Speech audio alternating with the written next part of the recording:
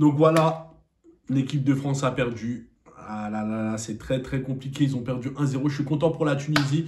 Je ne sais pas comment ça se passe avec le score entre l'Australie et le Danemark.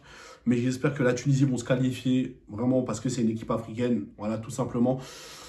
Après là, il y a eu le but de Griezmann qui a été refusé. Je ne sais pas pourquoi. Bizarrement, Griezmann, ils ont dit qu'il était hors jeu. Mais après, lorsque l'action s'est passée, bah, il n'était plus hors jeu. Donc je ne comprends vraiment pas ce qui s'est passé. Bref, en tout cas, le score s'est fini à 1-0. Et l'équipe de France a été vraiment catastrophique, vraiment éclatée sur tous les points. Vraiment, il faut se dire les termes. En fait, même si c'est vrai que la Tunisie, ils ont tapé fort dès le début, ils ont fait un pressing haut, ils ont empêché l'équipe de France de pouvoir produire leur jeu, de pouvoir jouer directement offensivement. Mais même, c'est pas une excuse. C'est pas une excuse. Je suis quand même désolé.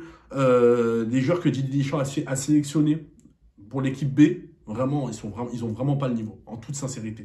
Ils n'ont vraiment pas le niveau. Il y a vraiment un fossé entre les titulaires et les remplaçants. Et ça c'est problématique.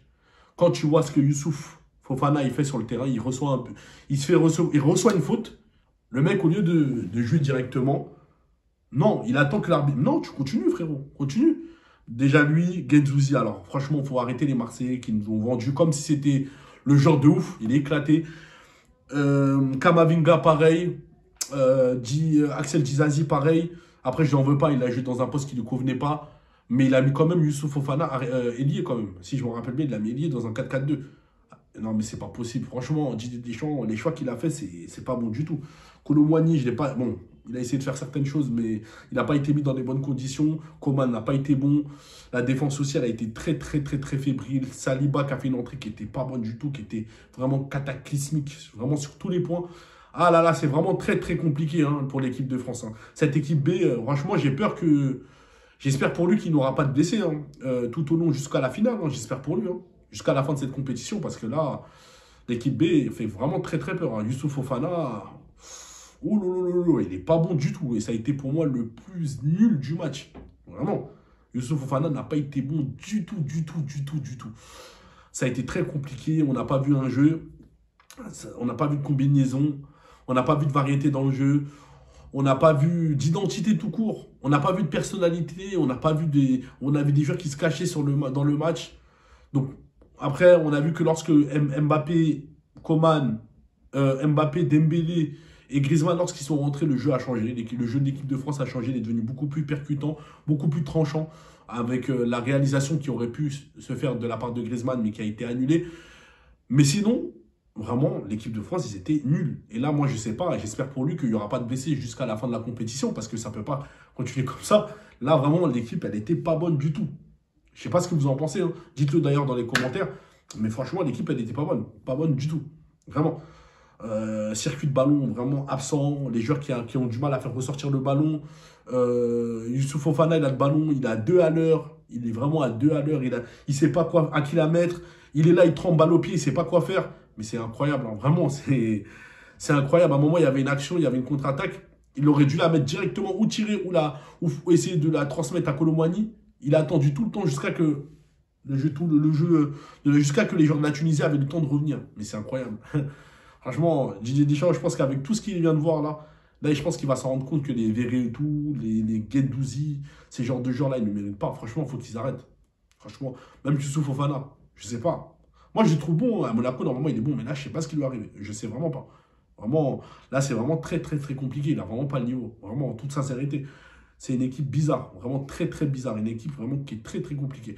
Après, c'était Mandanda, il a fait son bon match à part le but, bon, c'est pas de sa faute. Hein. Moi, pour moi, je mets ça plus sur la faute de Youssouf Fofana. Une défense qui a été vraiment en difficulté, beaucoup trop de pertes de ballon, des pertes de ballon très très faciles. On trouve un équipe de France qui n'était pas déterminée, vraiment un manque de détermination, un manque d'envie. Les joueurs, ils sont dit, ah bon, on est qualifié, ça y est, on lève le pied.